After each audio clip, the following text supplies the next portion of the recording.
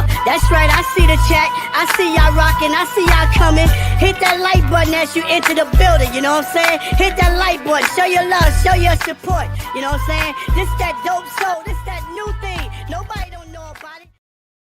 Hello, Knick family. Welcome to the Knicks recap and reaction show.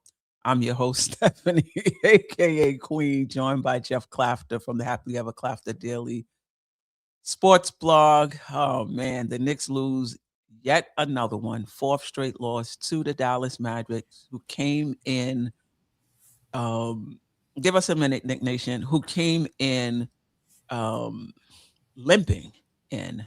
I think they were 17-26 coming in, something like that. And we lost to them 114-97.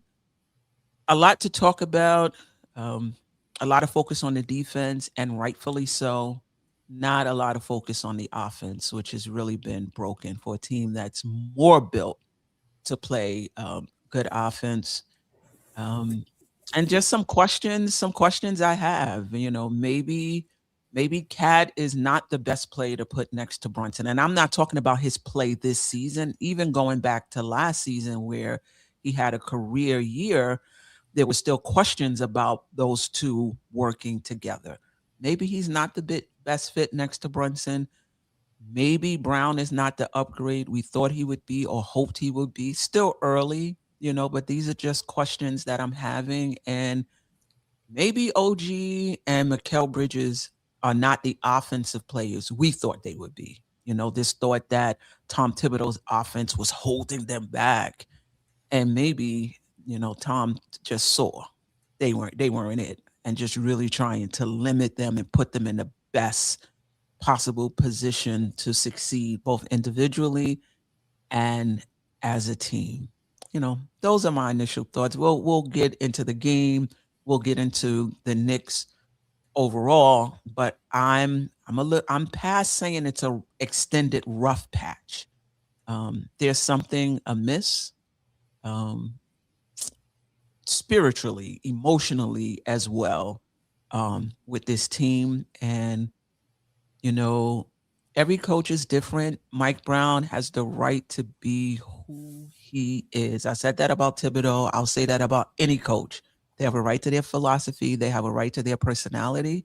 But me personally, it just bothers me when he goes at the team, you know, particularly individual players.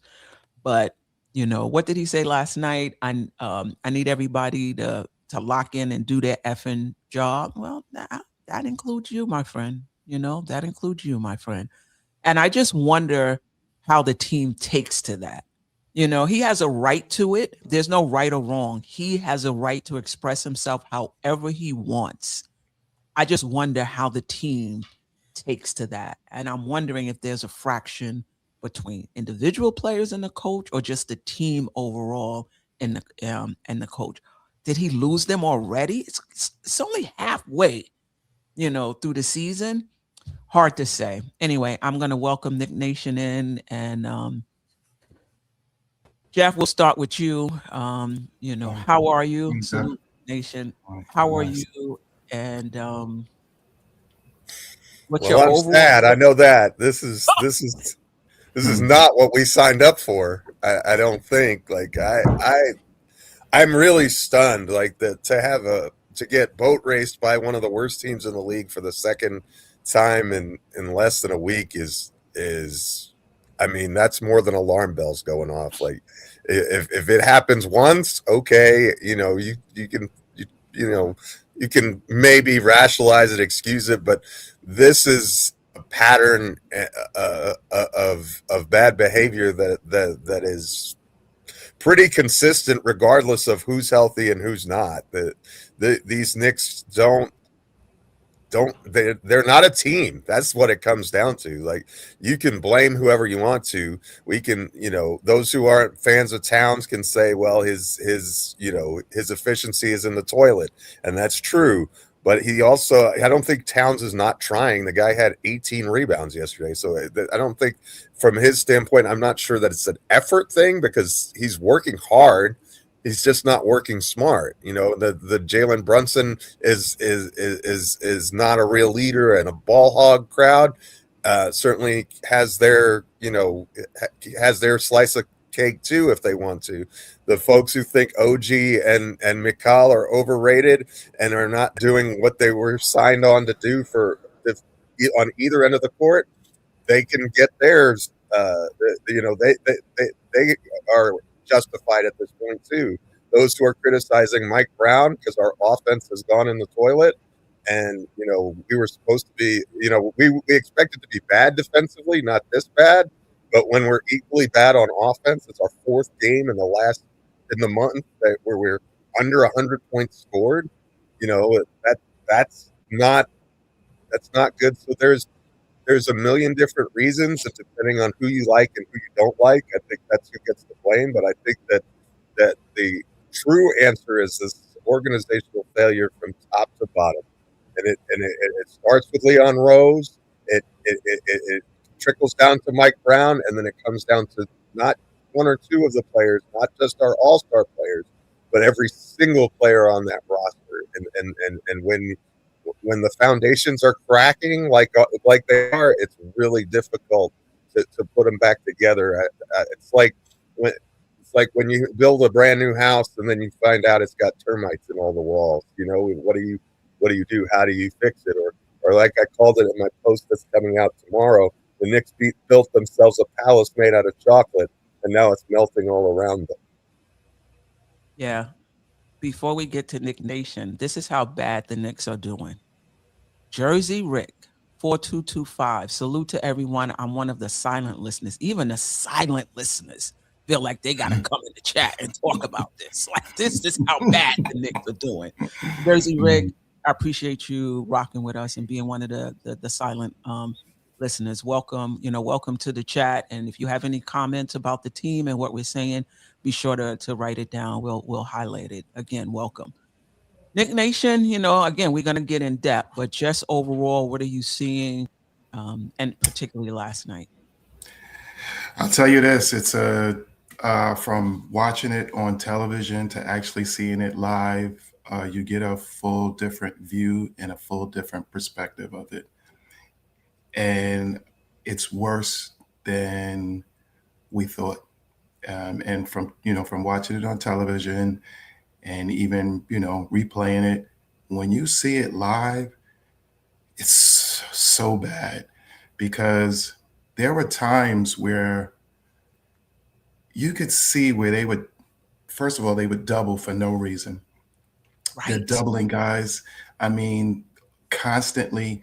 And 80%, I calculated just in my head, about 80%, especially in the first half, where their points came in, is because we would jump to double somebody. The player who, jumps to double, the guy would just veer off, or there would be a circulation of movement, and all of a sudden, boom, he was open. But not the one person would be open at times. At times, there were 2 to 3 guys open. It was at one point I saw 2 guys in the corner, both wide open, nobody even close to them. But the guy on the other side still shot it because he was open. So I'm saying to myself, how could 3 people be wide open? And we were all shocked. You could just look at the fan base around it. Like, the Garden was quiet the whole thing. There was no energy, nothing was things. There was nothing for us to even come back to get pumped up about. At one point, we were up by 30. I kept saying to myself, hey, if they can get it down to 15, maybe we got a chance. We could barely get it down to 20 before it would jump back up to 25. It was horrible. But there are things that they do, their principles are just bad. So first things first, to me, like I listened, because by the time I got in last night, Freezy show came on. I watched for a while, and I heard him discussing as far as saying Mikal, he pivoted toward Mikal and OG. And I vehemently disagree. And I vehemently disagree because it was the whole team. The only one caveat I will say, Deuce. And the reason why I say Deuce is because you could always see Deuce anticipating where that screen is coming from, or, you know what I mean, to get around the man. But our scheme in general is wrong, period, on how they play it. And they put us in a pick and roll consistently. And when you're in that pick and roll, if you go back to even how Tibbs defended it, what begins to happen is it's supposed to be like a V when you go to defend it, so that the center has to jump out immediately hard and put his arms wide out to freeze the ball handler, to give that ball handler to say, hey, if you're going to come, you're going to come up around, to not give him a path to go downhill. If you look at how we play it, you got the guy trying to get up around the screen, but your center is so far back, he has no chance to stop the guy before he's getting in a motion to go downhill. And by the time he does, he's in the paint, or the guy gets there, he's in shooting motion. So if you touch him, boop, the whistle. And it happened consistently last night. I was so, let me tell you, so I was so disheartened by watching that. There's, you know how we're saying there's a rough patch, is this or that? I don't think there's certain points there's much of a comeback. There has to be personnel has to change. And I would start, because I would have to start with the defensive coordinator, because what he's doing and how he's doing it, it's not working. They figured it out, and it's terrible. I'll leave it at that and try to, rock with you. Yeah. Because you said a lot. You said a lot. Yes. A lot to piggyback. That's right. A lot to piggyback off. So how we try to do it is we'll start with one thing, we'll all piggyback off of it, and then the next person will pick the next thing. I'll pick out from what you said. Let's start with the defense, and then Geoff, you could pick the next topic where we go from there. But piggyback on the defense, I think you're absolutely right. The over rotations for no particular reason. And when you're one pass away, I just thought they were 2 and 3 steps off the ball, particularly Josh Hart. I saw this a number of times. You're one pass away. You can't be 2 and 3 feet away from the 3-point shooter. Now, maybe they're just super, aware or scared of somebody getting in, into the key. That's what it seems like to me. Like it's a little PTSD when it comes to somebody getting, getting into the key. And I get it. Brown wants to protect the paint. That's one of his principles, right?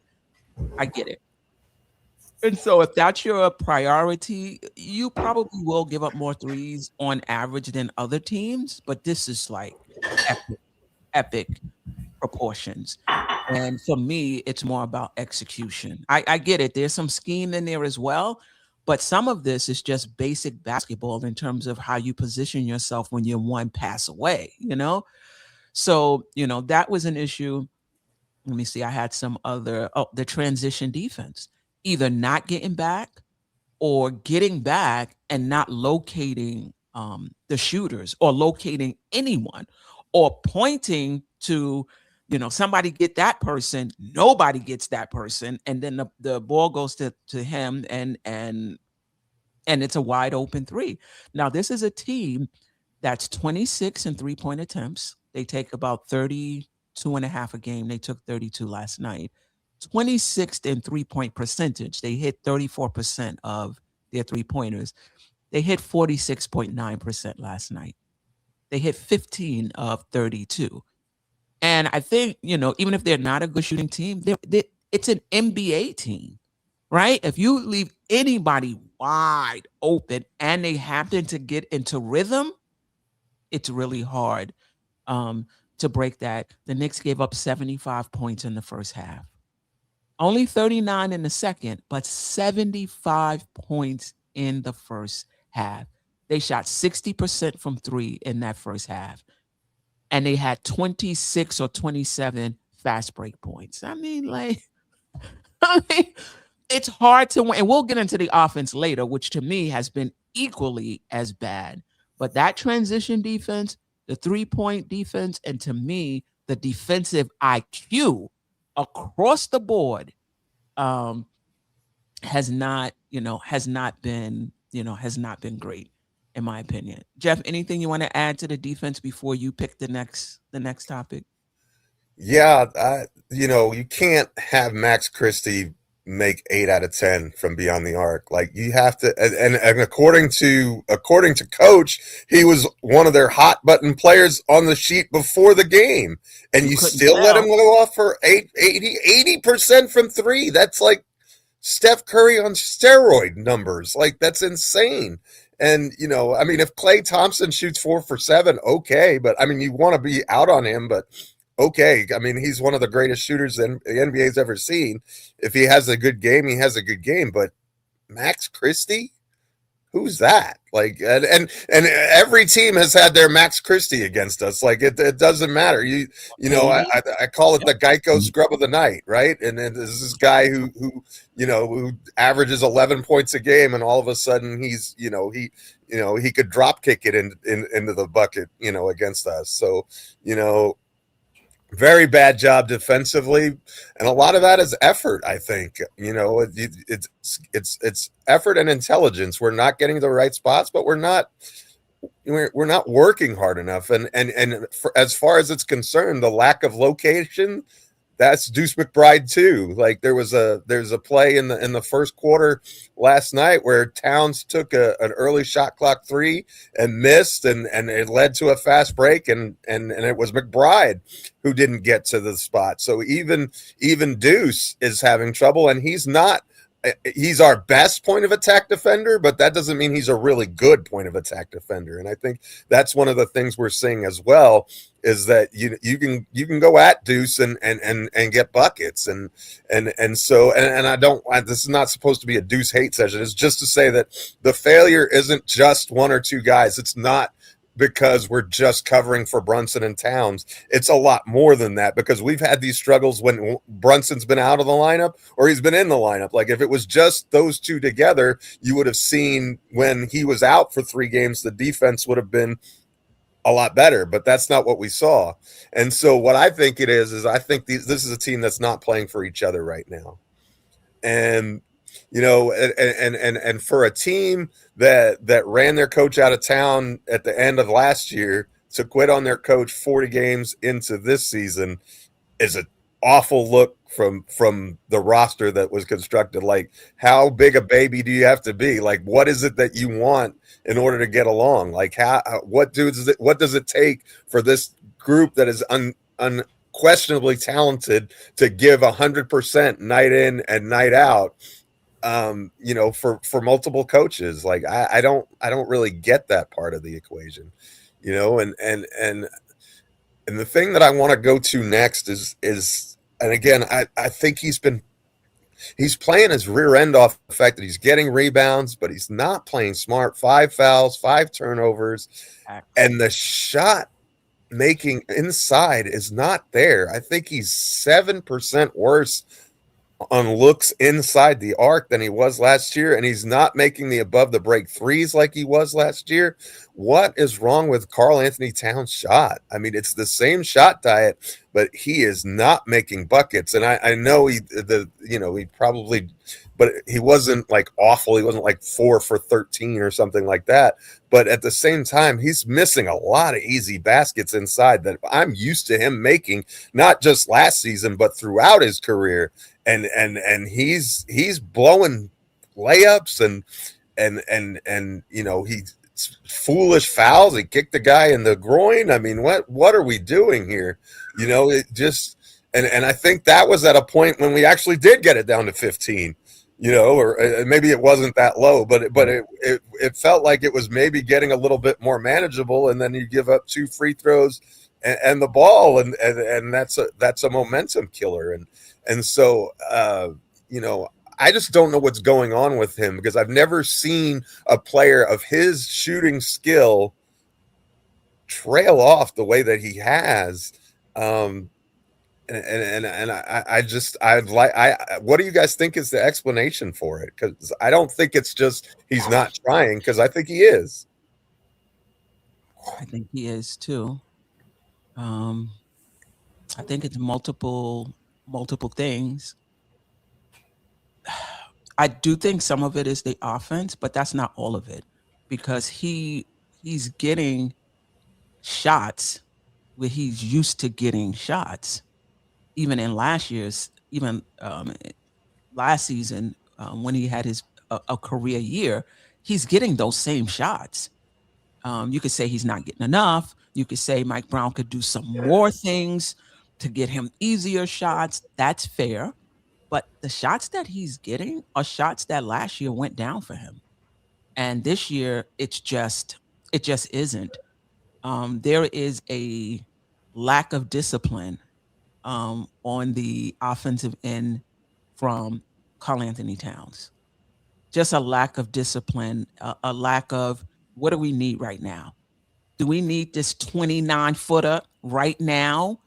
Or do we need something? Do we need something else? You know, I still, for the life of me, don't understand why he tries to overpower smaller defenders who have the leverage on him when he has the height and he has the touch and he could just shoot over the top. Like, why are Thank you? you. Yes. Why are you? What you don't have anything to prove. You know what I mean? When I see Duncan, he would just turn around off the glass. Patrick Ewing, turn around jumper. Like, you don't have to be Shaq out there. I would like to see them move him around a little more, but I need him to be more disciplined and I need him to be stronger with the ball. I thought last night he was stronger with the ball. Sometimes he's real loose. Any little tap and the ball is go out near the concession stand. I didn't see that last night. And I agree with you, Geoff. The effort is there. 18 rebounds. He was engaged. He was working. He wasn't giving up, but he was not smart. And he has not been smart and he has not been disciplined. But he's not the only issue. I think he's being scapegoated, quite frankly. I'm not saying that the criticism is not fair. It is. I just think it's unbalanced, where it's just staying with him and not being spread around. True. I think Anything you want to add? yeah, just on watching Cat, and I think the team is picking that up as well, is his lack of discipline to hustle out to his man. He's a lot more comfortable lagging back into the paint.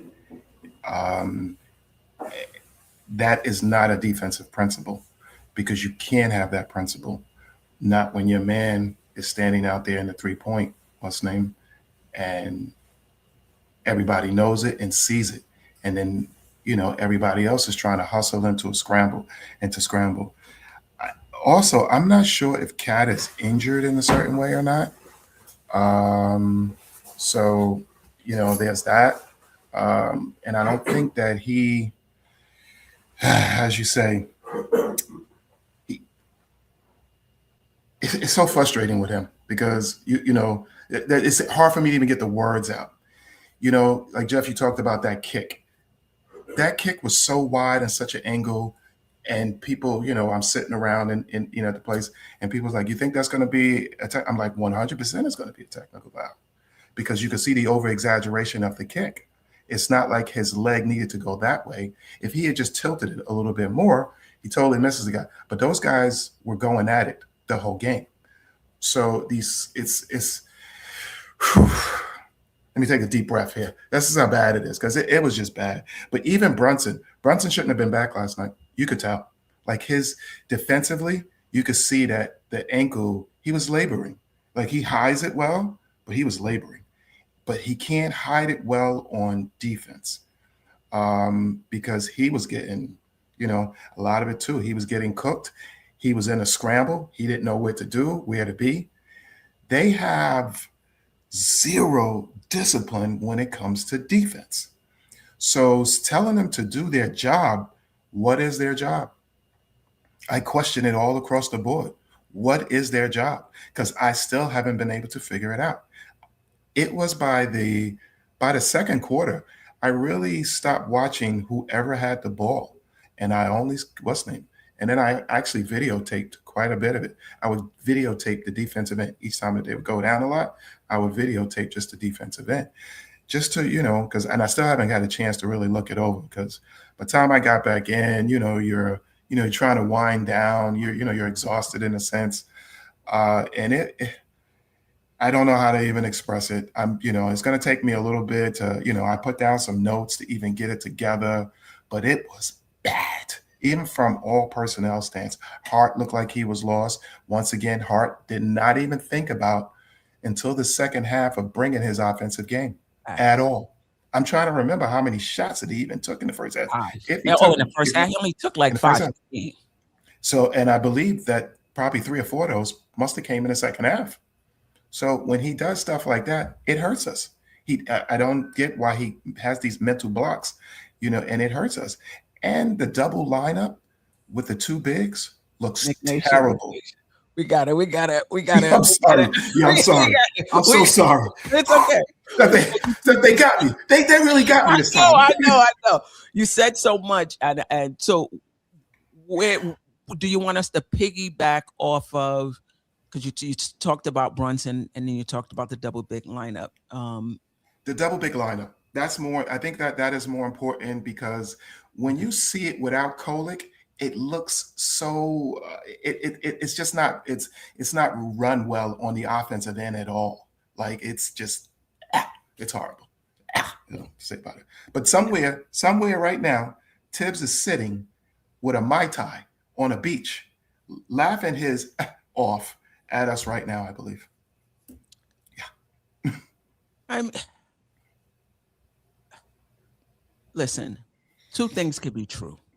Yeah, right? of course. That Tom Thibodeau needed to go, and perhaps Mike Brown wasn't the right guy.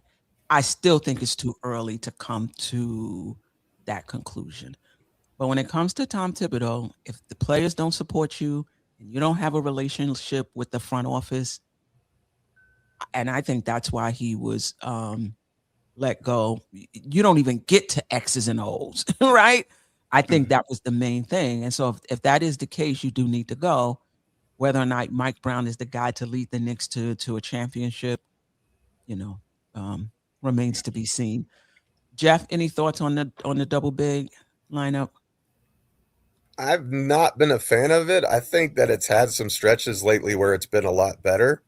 And maybe it's what Nick Nation said that it was Kolek in there with them, but I've not liked the way that Kolek has played in, since the NBA Emirates Cup game when he was really good. I think for whatever reason, I don't know if it's just they're scouting on him now and the league just kind of like, oh, okay, this is what I need to do to shut him down. Like, it felt like a poor man's Linsanity run for Tyler, but I don't, he's not getting many minutes right now, and I think that's deserved, in my opinion. I think he was awful the other night when we played him, and he just looks overwhelmed and overpowered.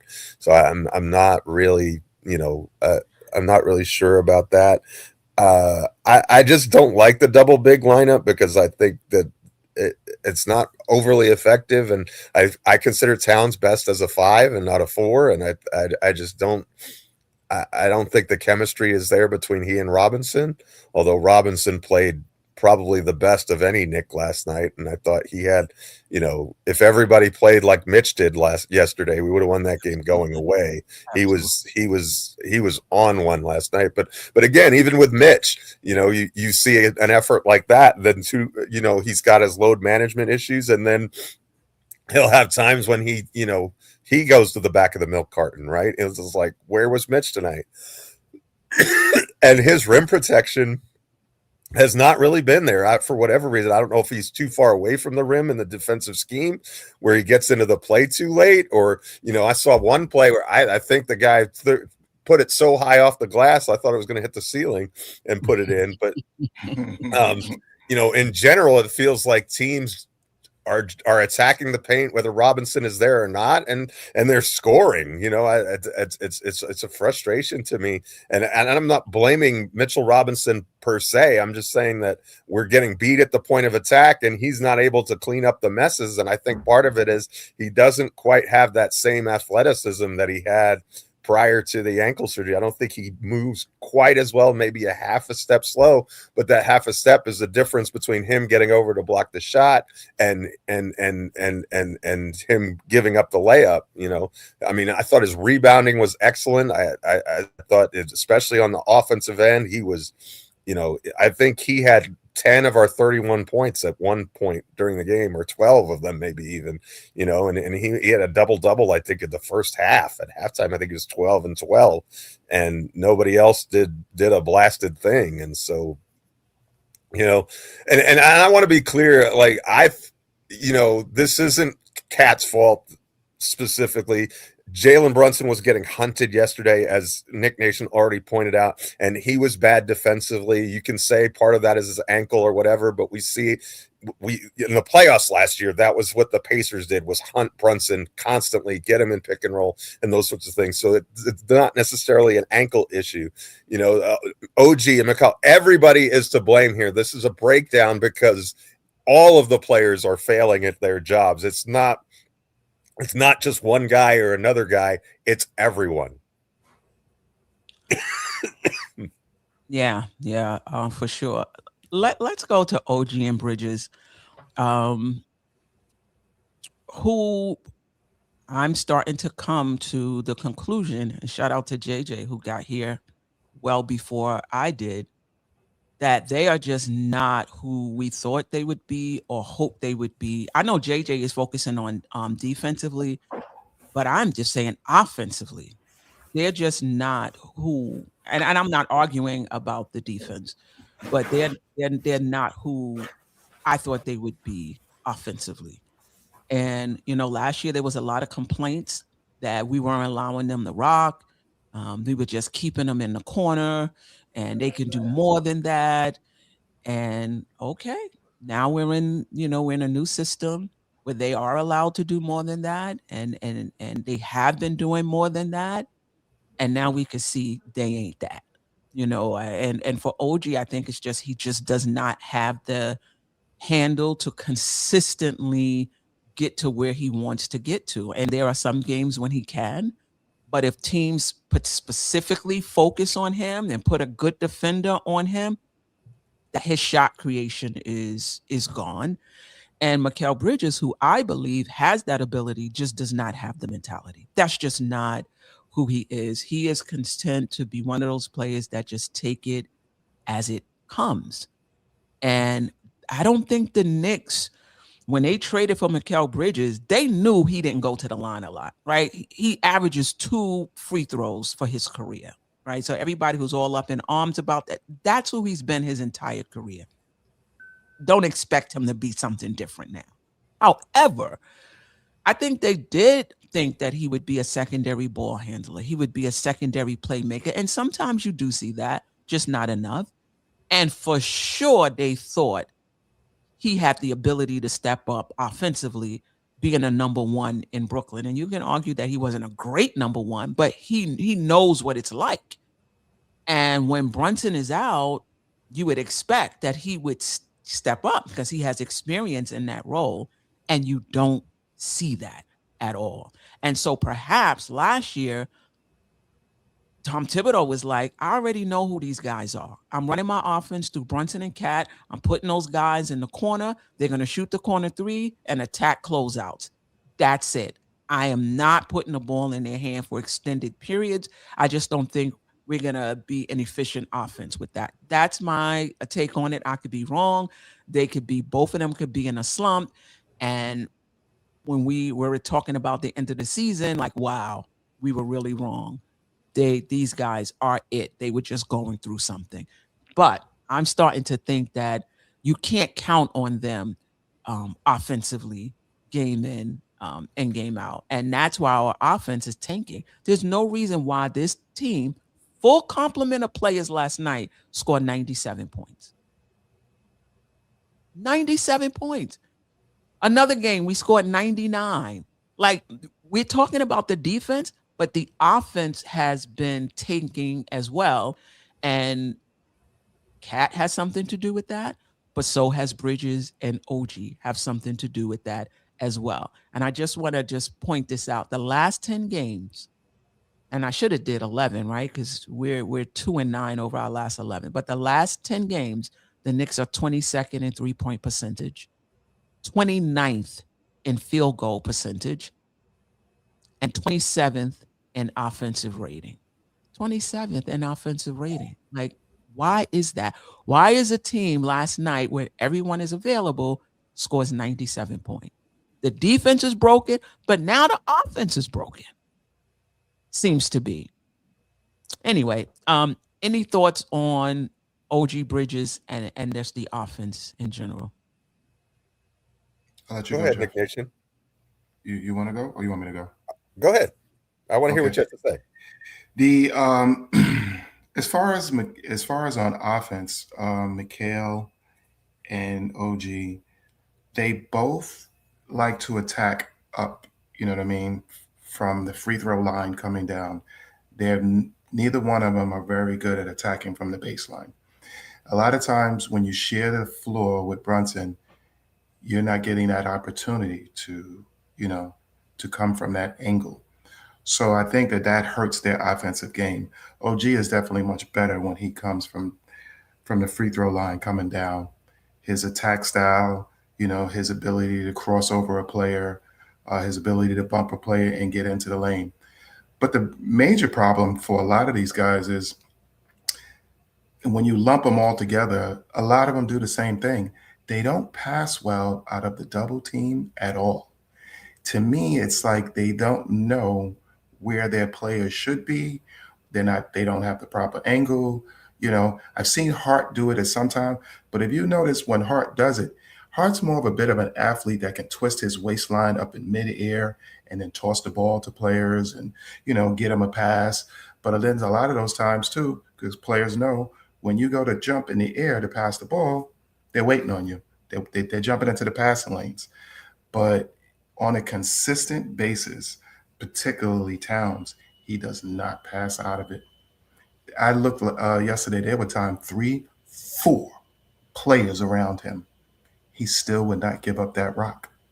It's like he was still labor to take the shot, fall on the floor, whatever it may be. And a lot of times, Brunson will do it on occasion, but not enough. So those where you saw the lobs that go to Mitch, you saw a few of those, but then it's far few in between, and then the pass to the out to the corner baseline, they got yesterday, they were already on top of that. It was bad. Like, our guys had no real space to shoot. They had ability to attack, but then we don't have a lot of great players to stop, at a point and take that mid-range shot. So there's so many problems all over that I could keep talking for an hour and hit different subjects on each different person. But that's my what's name as far as on it, and I'll leave it over to you, Jeff. Well, just before we get to Jeff, you spoke a little bit about OG and how he likes to attack from the top, and with Brunson being there, he doesn't really have that opportunity all the time. That's a great point. Thank you for pointing that out. What about Bridges? What do you think is the issue with Bridges offensively? Well, Bridges offensively, we already know because we talked about that the other day. Bridges is not going to be that player because Bridges is going to be that player. His attack is, if he gets to the midpoint of the paint, that's it. He's never fully attacking. I please somebody show me where he's leaning down and, get to the point of like a layup where the defense is set. You know what I mean? If it's a scramble point, he might be able to get there, on a break, he'll do it. But otherwise, And to me, that hurts the team because players know exactly your tendencies. Like you say, they got $1 million coaches that are just here to pick up your tendencies. And then they know that Mikhail is going to take that mid-range shot. That's just what he is.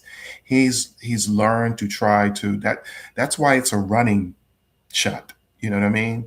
if you notice that's what his mid-range shot, it's a running mid-range shot because he's still, he knows that players are picking it up and knows his tendencies. But if at one point in time he kept going, he would get the foul call almost every time because the players points of his tendencies. And his shot is a lot of times you could be a bad, a lot as they say, the right word is a good shot, a bad shot, good maker, but the percentages at points in time sometimes catch up to you. And I just think at this time it's catching up to Mikal. And his defense, it's average right now at best. Average. I mean, because he's not adept of getting over it. But I can't blame him because, like I say, it's the principle of it. If you go back to last year, just look at how Tibbs attacks it, how Tibbs attacks the pick and roll. You know what I mean? And how that Mitchell Robinson or even Cat, they jump out immediately. They jump out. I mean, it's a full jump out, and they spread their arms, and it's just enough to get that player to stagger a bit, as opposed to immediately coming off of it and getting directly downhill. Go back and watch the games. When those guys are coming off, they're going directly downhill. They get into the paint. By that time, it's lost already. Najee came down quite a few times. Brunson was already sitting in the paint. Najee just said like this, I'm not going to take you on, little man. It's too late already. Boop, and popped him. So I could keep going on. Geoff? I think he hit on something that's really important, and that's the turnovers. I think the starters had 15 turnovers in that game last night, and those, and a lot of them unforced, just, and some of it is Towns offensive fouls, some of it is Brunson terrible passes, some of it is not just, OG, dribbling the ball off his foot, which seems to happen at least once a game, and so everybody kind of, and I don't know that you can blame every game on that, but I do think that in the most lopsided losses, the high uptick in turnovers has been a story in each and every one of them. We got to take care of the ball. We've got to take more shots. We've got to win the possession game just like we did last year. And I think shot wise, we weren't terrible in the Dallas game. We just didn't make anything from three compared to they made everything. But I think that's true as far as OG's offense is concerned. Like, he's been super aggressive the last couple of games, but aggressive doesn't always translate to good. And I just think his aggressive hasn't been good or impactful. Like, I think that it more looks like he's trying to go one-on-one, which isn't really his strength, instead of playing within the flow of the offense. And where is the ball movement and the driving and the kicking that was super effective? I mean, I think David Smith said it right. We're 11-1 when we have 30 plus assists. Let's get the ball moving. Like, where is that ball movement? But the ball movement isn't there because the player movement isn't there, right? It's the player movement is what creates the open spot, which gets you to the spots you need to go.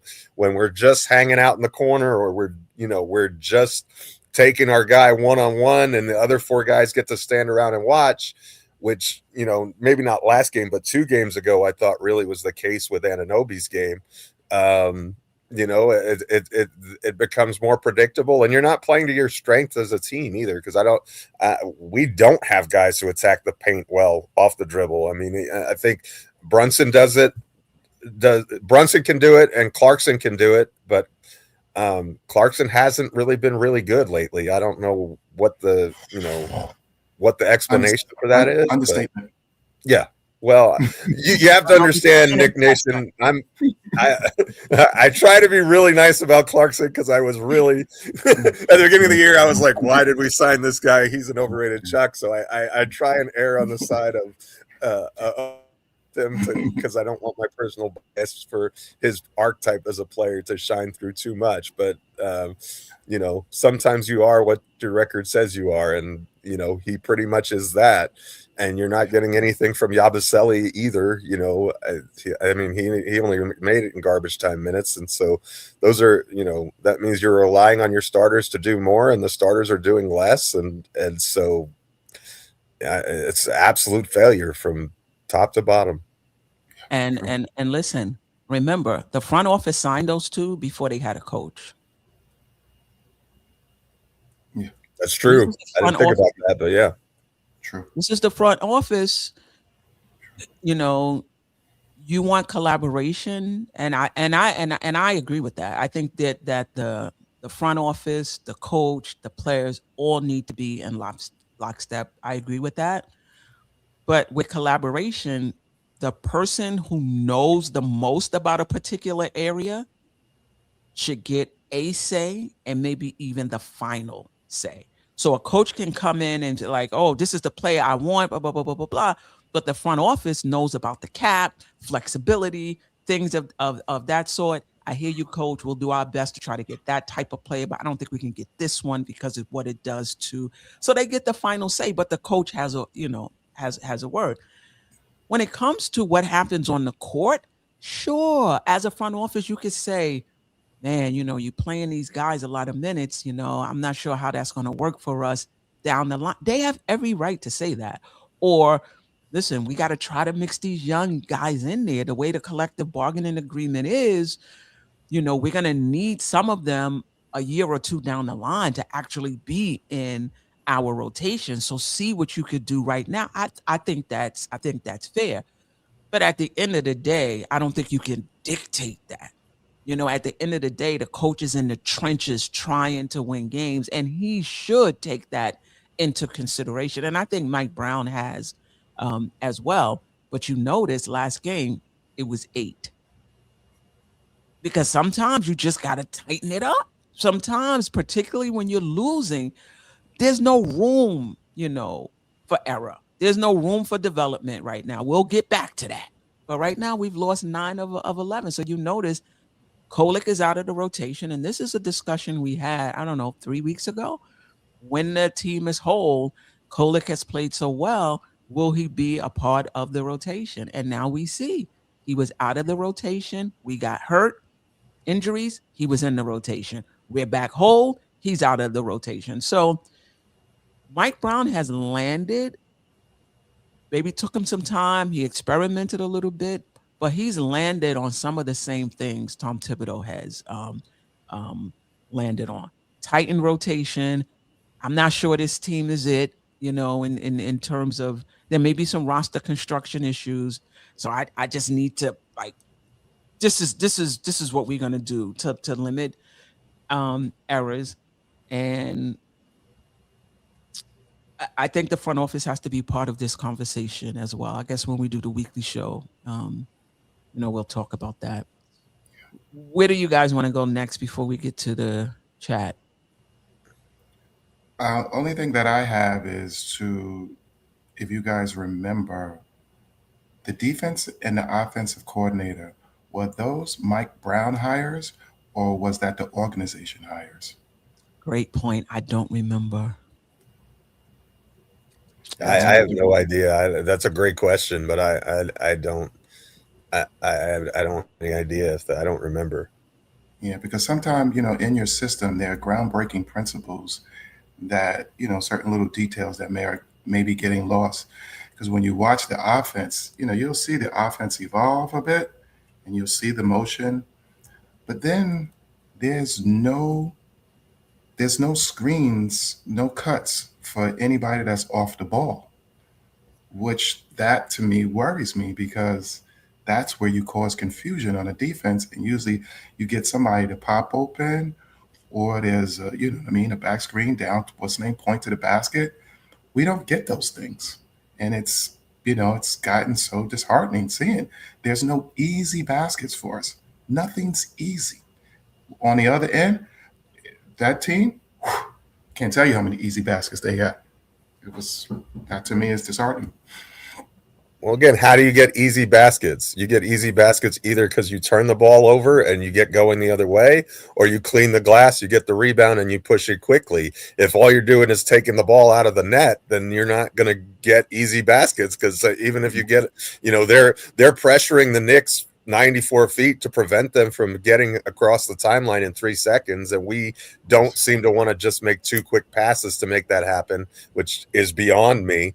I don't really understand that from a schematic. Like we allow them to just ride whoever the ball handler is all the way up the court instead of just bring some help, get a quick outlet, and go. Like I don't really feel like that should be that problematic, but apparently it is. And then I kind of feel like that with Yabusele and Clarkson, they're kind of like Evan Fournier and Kemba Walker. Right. They're guys that are talented players, but they were brought in and we didn't really know what the system was. And now, as Queen pointed out, and now the system is here and they are, round pegs and square holes, and they're, that's the majority of your bench. And so you either have to retool and kind of, figure out a way to turn them into pieces that are more conducive to what you're trying to do, or maybe change your scheme to better fit what they do well. And they both do have strengths that I'm not sure that we're utilizing. But they're role players. You don't really set the game plan to maximize your role players. You set the game plan to maximize your stars, and the role players fill their roles. So it's kind of a catch-22 situation there.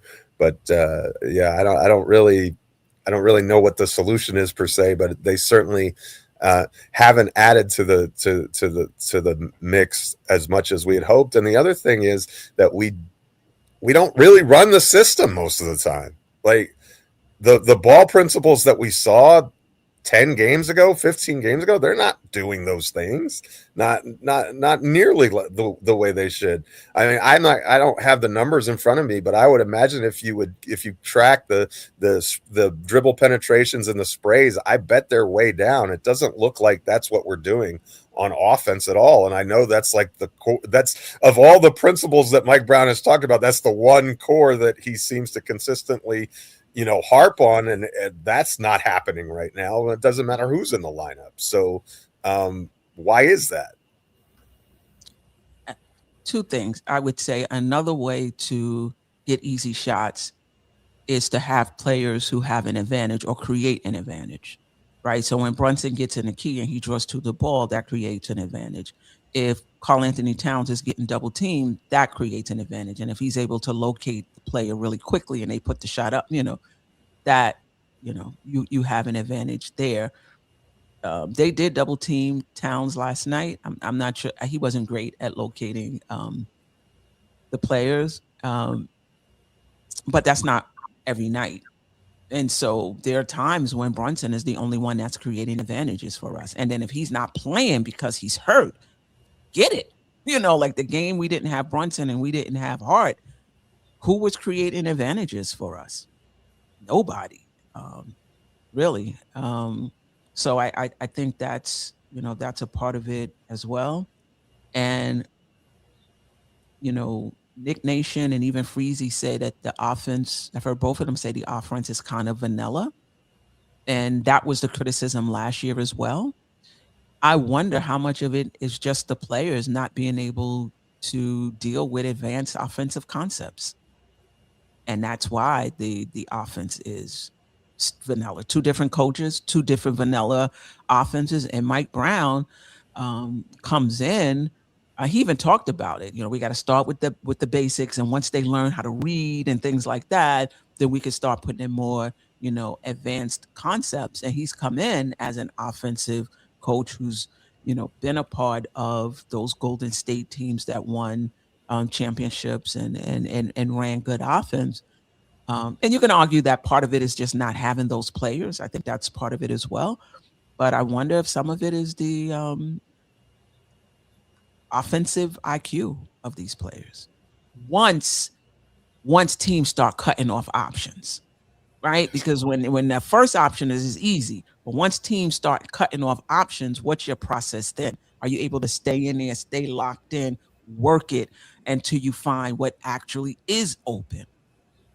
That's been a complaint of mine for the Knicks forever. Okay. Easy teams that can't stop the first option. Knicks, as soon as you get a team shut down, first, second option, the Knicks now they don't know what to do. Now is Brunson going like one-on-one. With this team, at least initially, I thought there was enough offensive players on this team that if you stay with it, work your process, go through your reads, like a quarterback almost, you'll be able to find what's open. So I think that has to be part of the discussion as well.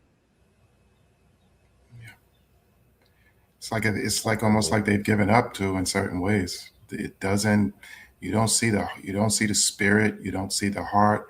You don't see the grind like that. Where that no matter what, I'm going to get downhill on this play. No matter what, I'm going to work through that foul. You just don't see it. You just don't see it. Yeah, yeah. I mean, well, we'll get to the chat too, but do you think some of the lack of discipline is due to the different personality styles of the coaches, or you don't really think that's a factor? Personality style of Mike Brown, I should say. Could be. But to me, there seems like there's something behind the Oz wall that we don't know about, but the players may know about. And to me, when things like this started happening, especially around this time, they're getting whispers from their agents. And when you're getting whispers from your agents, at times, I believe that this could affect players, this could affect the team. I think, like you say, once that February 5th deadline comes, just like across the league, you begin to see how players play and then the movement, how things, just kind of pan out. And right now, it just seems like these guys it doesn't seem like they like each other. They are not playing for each other. And something is off. I don't know if they had there was some kind of beef. Somebody was talking about whatever it may be, but there seems to be something that is not cohesive at all. Prior to the cup, we looked like we were cohesive. What's names? After the cup, we're, that highway is splitting up. Yeah. So, and a matter of fact, how soon after did we play San Antonio the second time in the regular season game? Because I felt like that from the fourth quarter of that San Antonio game. New Year's Eve. Oh, that was New Year's Eve? Yes. And now it's been like a free fall. Yes. It's like I'm wondering, what do you think? I have a theory about that. What do you guys think about this? What if it's a difference? Like, in other words, we sometimes there's a pendulum when it comes to these things, and Thibodeau is the disciplinarian and everything, you know what I mean? And he's really hard on the players and everything, and that kind of keeps them in line. And what if it's just too relaxed now, and it's like they're not, you know what I mean? And they're not worried about, well, coach isn't going to be mad at me either way. So, or he's, I'm not really going to get an earful, so there's not maybe that attention to detail. That's kind of the pendulum swinging because he kind of feels like Mr. Nice Guy sometimes, especially with the media. I don't know if that's the way he is with his players or not. I mean, he does call them out. Like, I don't like how he's talked about Towns, especially lately. But I just think that maybe he's too nice guy. He's too much the opposite direction away from Tibbs, and that he's too much Mr. Nice Guy. And this team kind of needs someone to put their foot in it, so to speak, and kind of. I think they require more discipline, and they're not being tasked with that, and so they're not disciplined. I'll tag off on that and just say, unlike Brown, I haven't heard this. And this is where I wish there was some reporter or somebody who would give us a little bit more insight as far as, with Tibbs, you always heard this with Tibbs, always across the board. He will make sure you are prepared for that team, and you know what I mean, particularly on defense. And he literally gives a test, from what I understand, about, where if you don't know a particular player or particular players that you will have to defend, if you don't know their tendencies and where their what's name is, he's not looking to play you. And I don't know if that's where we're at with Brown. And that's where I would love to somebody could give us more of an insight on that part. Yeah. Yeah. Yeah. All right. Let's get to the chat, who's been really rocking and active today. I tried to put up as many of them as I could during the during the show. Latoria B, and if salary is on the table, we're talking about, I believe this is about Cat's performance relative to his salary. And if salary is on the table, OG, McKell, and Hart make good money too. So let's hold them all to the same standards. Yeah, that's a good point. I just Are they think, being held to any standard is my question. Doesn't look like it. yeah, and I just think once you sign your contract, now it's just about playing. You signed it for whatever you signed it for, even if it was $2 million. You signed it. It's time to get to work. Did y'all see the video when you might not have because you were at the game, Nick Nation, but there's at that one timeout early in the second quarter where Brunson is kind of sitting down and all of the players are just kind of like looking lost around him, and then he's like, "No, guys, come in here," and like trying to, I don't know, that visual kind of summed up the season. Or this portion of the season pretty well. And the other one is we had a possession late in the fourth quarter. I think we dribbled and stumbled and fell and rolled away, and we hustled after it and didn't get it. And it wound up in a 3-pointer. I was like, yeah, those two plays or those two visuals kind of epitomize where we're at as a ball club right now. And does that say anything about Brunson's leadership? He's the captain of the team. He's speaking. And they're not listening. Is he part of if there is a fraction in the locker room, and I'm not saying that there is, but it sure seems to be something going on. Oh boy, I froze. Can you guys still? Yeah, I see that you're frozen. We can hear you though. Oh, hear you though? Okay. We're hearing you right now. That is that saying something about his leadership, that he's speaking, he's the captain of the team, and they don't want to hear him. Or is it just they were just frustrated in that moment and they didn't want to hear anyone? That's a difficult psyche to delve into, because he's their captain and he's still beloved by them. I just don't know if it's one person, if it's two people, who knows? It's a mystery to all of us right now. We just know that we got to be better. And right now we won't make the playoffs at this rate. We all know that. And that's concerning, considering that we were supposed to be, number one in the East, and to fall off a cliff so fast and so quickly, we're all in shock. Like, what do we do? What's next? We're all waiting for, some kind of hero, some kind of trade. And at this late stage, I think that we are too far into the tunnel to even probably pull back. This might be a wasted, what we would consider a wasted year, because I'm trying to find an avenue or road where we turn this around. Right. Can you guys hear me? Yes. Yes, we can. We can. We see your picture. What's going on with my what's going on with my video? No worries. That picture's got $1 million smile right there. Amen. Yeah, I'm not feeling like that though. Wiz BKLA, better question: who is the vocal veteran championship pedigree in the locker room? That's a good point. Do you guys think we need that? Yes.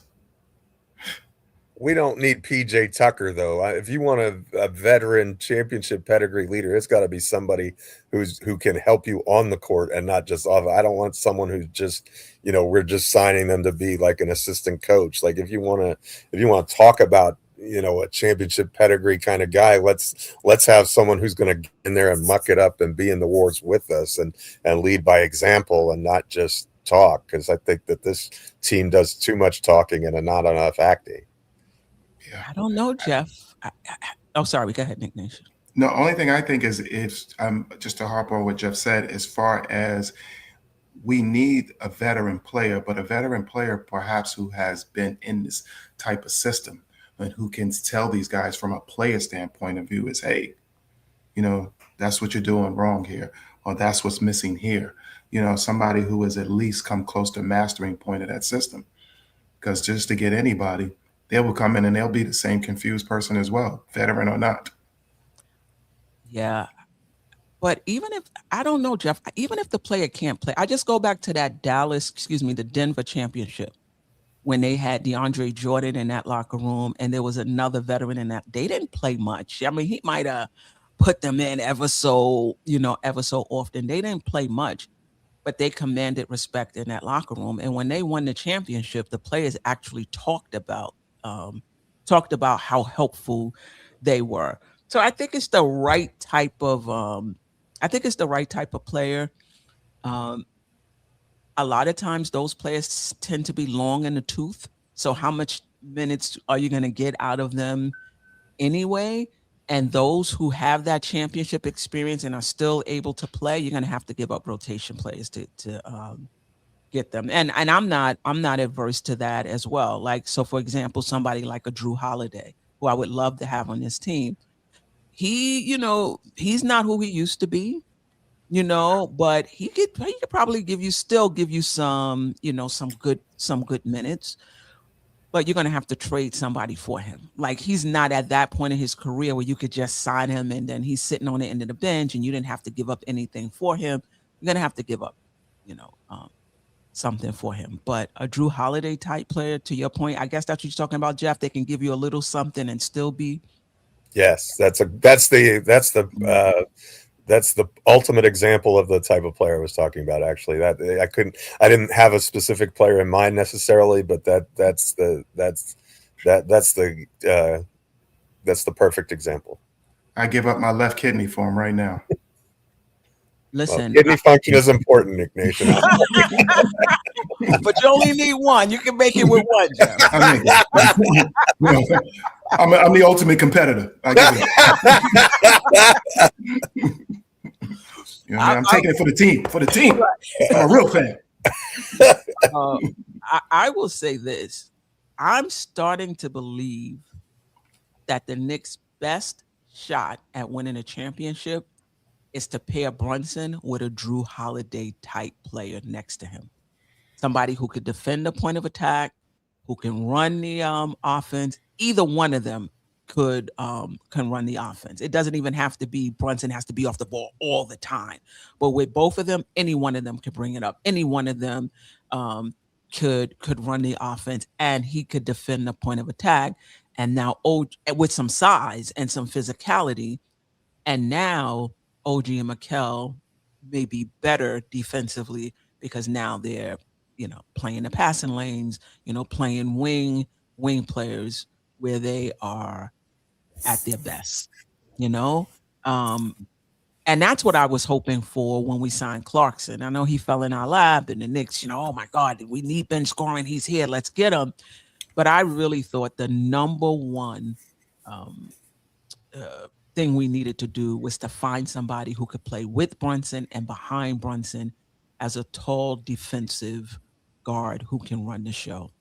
And I'm starting to think not only is that something we could use, that's the path to a championship in my opinion, that type of player. I actually honestly think that more than a player, we need a coach that was similar to, oh man, I'm such bad with names here. Remember, he was our coach and then he went to Indiana, but then we brought him in and he kind of helped stabilize. Woody? Yes, we need like a Woody, to somebody who he endures to, and that can be a bridge between the two and actually help him. Because to me, otherwise, this year, I believe it could be possibly a loss. But if you brought in somebody like that, maybe they could actually, get Cat to stabilize him and get him on the right track. Because you could just see how fast, how with Randall, when he would center Randall, how Randall was a different player. Right. But once that, what's name, once he left, it's like Randall, woo, right back off the road. And to me, it just seems like we need to bring something here. Because if you're paying $54 million for a guy to say here to a coach, here, here's $2 million. Hey, if you can fix this $54 million, you deserve $2-3 million just for being the psychiatrist of this player.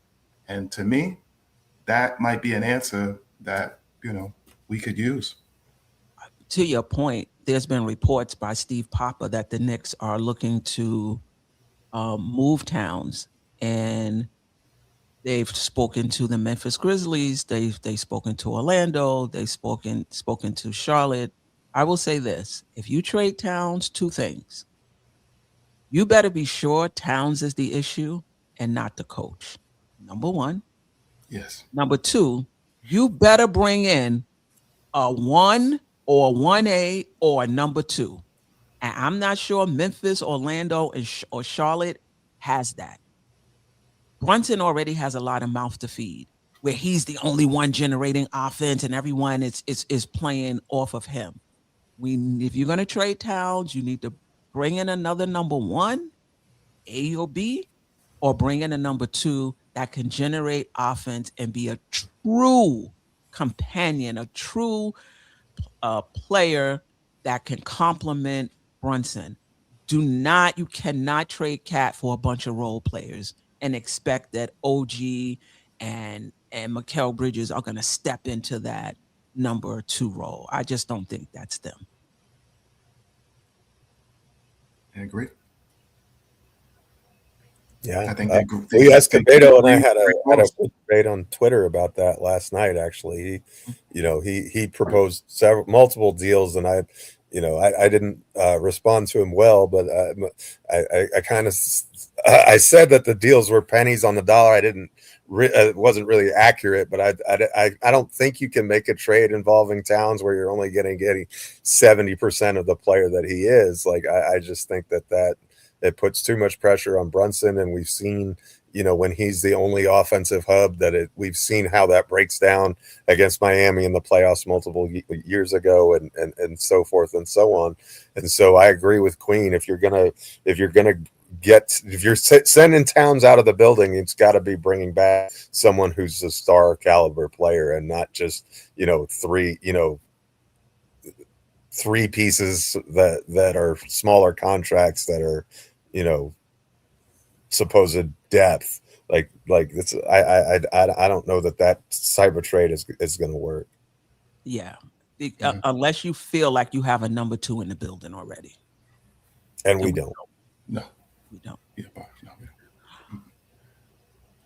I am Jerrell. Appreciate you. With a veteran team like this, discipline shouldn't have to be a conversation. That is a fact. Facts. Give a mouse a cookie. A-Train.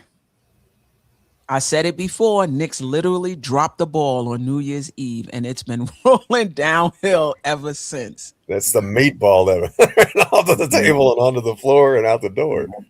Sis, she knows basketball, but she's also our resident comedian, man. Yeah, absolutely.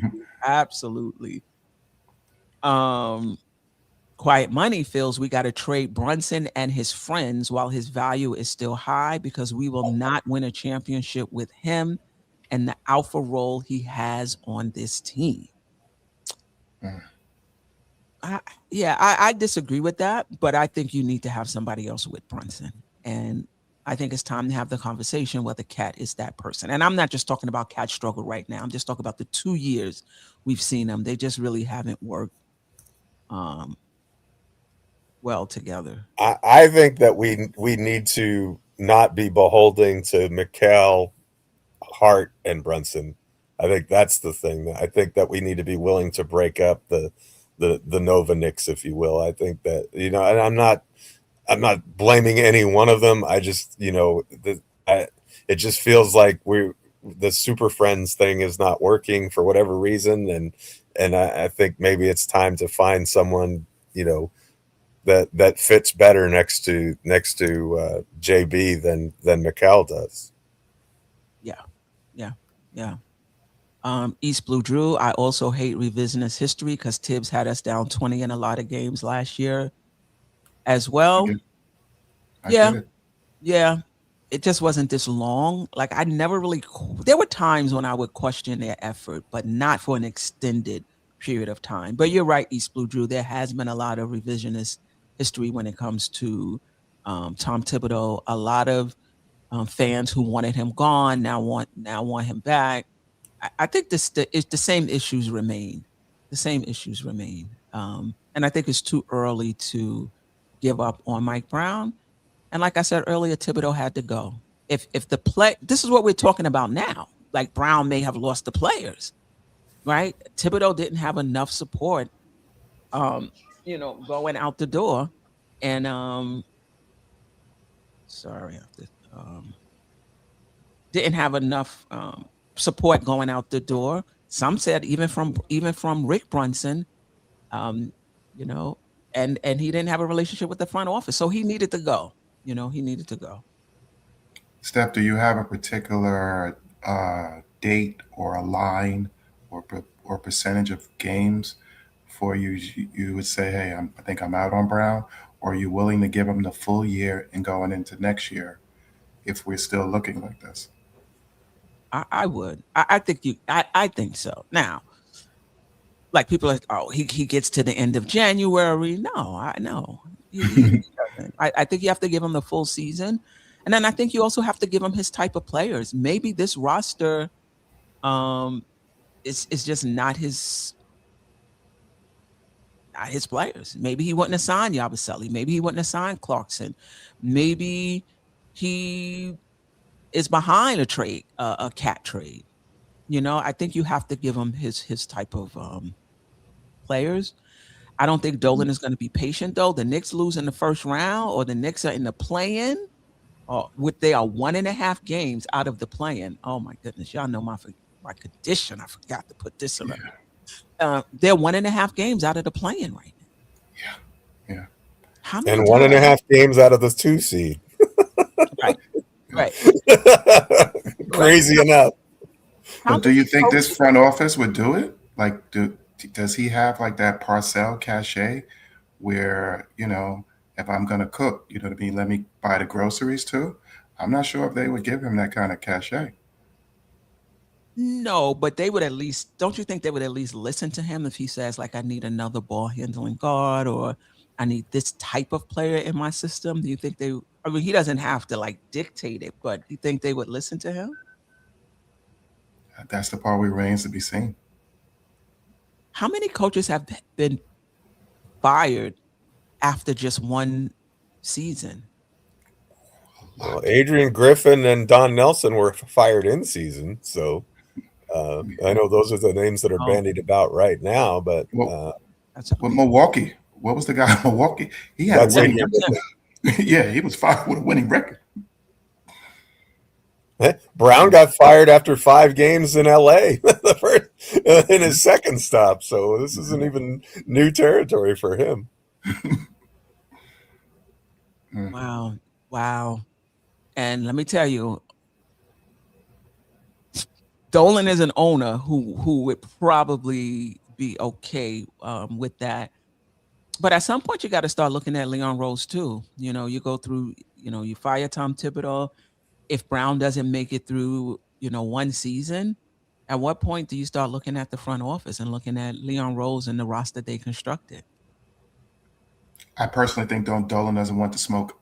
That's what I just personally think. That's why I think he won't fire Leon Rose in that sense. I just think that he'll hold on to him for quite a bit because you could just tell by the interview points of him, he really doesn't want the smoke anymore. And he knows once if he fires him and can't bring in somebody who has as much as cachet or even more, that smoke is coming to him again. And I think he's doing whatever he has to do to avoid it. Yeah. Reese Anderson, nah, we're gonna make the playoffs. We just gonna lose in the first round to the Heat or Bulls. Quiet money, and then we got to get out of here. I know I'm taking up a lot of you guys' time. I would definitely trade Cap for JJ, but Memphis would never do that. I'm not that big on Jaren Jackson Jr. either, and I get his rim protection. He's just not a good rebounder, and he can hit the three. I'm not sure he's a great post player either. I would have to give that some thought, but on face value, I don't think he's a number. I don't think he would be a number 2. I don't know. What do you guys think? I think he occupies the space right below Cat and right above Bridges in terms of impact. Like, I think he's kind of a tweener as far as that goes. And the thing about it is, you make that trade, where do the rebounds come from? We're already a team that struggles on the glass, it's when he's not in the lineup. So where do you replace these? Towns one of the top rebounders in the game, top 5 for sure. Where JJJ is not that. I mean, and so he is a better rim protector, and you'll get better defense as far as that's concerned. But who's going to clean the glass? That would be my big question. Geoff, you're exactly right. He's number 5 on the rebounding list. You named a few teams. The only person that I really, like out of maybe on the Hornets, would you take a Brandon Miller, for Cat? Would you make Brandon Miller a number 2 option? Is Brandon Miller a like Brandon number 2 option? Like, I like Brandon Miller. I don't know if he's there yet. I would prefer him over Mikal Bridges, quite frankly. Because I don't know who else on that teams that you would say, oh yeah, I'm gonna, bring me that, give me that guy. I don't know. Right. I'm curious if the contact was in the context of a Giannis trade or something like that. In other words, them being a facilitator for the player that we want, as opposed, because we don't always get the full skinny or the full scoop. But if they're if the Bucks don't want Towns, but they're like, if you can get us some other young pieces, maybe Triple J is attractive to them, and then you can get some maybe draft picks going this way or that, then maybe that's a facilitation of a larger deal as opposed to just a one-on-one. And I'm not in the room where it happens, so I have no idea. Maybe they are just looking straight up 1-for-1 trade, but there's not anybody on any of those 3 teams that I think makes us legitimately better by shipping out Towns. And maybe that's an incorrect assessment on my part, but that's the way that I look at it. But if it's part of a 3 or a 4 team trade where a lot of moving parts and you get someone like Giannis in there, which is, in my opinion, the front office has shown, if they're going to trade a player like Julius Randle, they're going to trade for somebody who they think is an improvement. They're not going to break it down into pieces that are smaller. Yeah. A few more, and then we got to get out. We got to get out of here. Latoria B, that clip didn't seem like they weren't listening. I thought they were engaged. It just did not translate on the court. B Willis, appreciate you, sis, walking with us. Your guard means so much to the game. Did you see the Cavs without Garland? We need a star to guard. We haven't had in a long time a point guard or a 2 guard. Okay. All right, Jabroni, this front office already had a wasted year under Tibbs. They can't afford to have another one without major changes. What's a wasted year? We got to the Eastern Conference Finals. That core is still here, so they have that experience. Winning a championship is a process. So getting to the Eastern Conference Finals, even if you don't win it and go to the finals, you kind of get a sense of what it takes, and you can build off of that the next year. So I'm not sure it was a wasted season. JJ, we signed Tucker because we're a soft team. Okay. Real King 4918, lack of leadership, and I think that's this is Jeff. Bodega Wi-Fi, no more 6'4" and under players. Amen. All right. Any last words? And shout out to everybody. Keith Turner is in. I appreciate you. Ben said LGK. I wasn't able to find your the comment.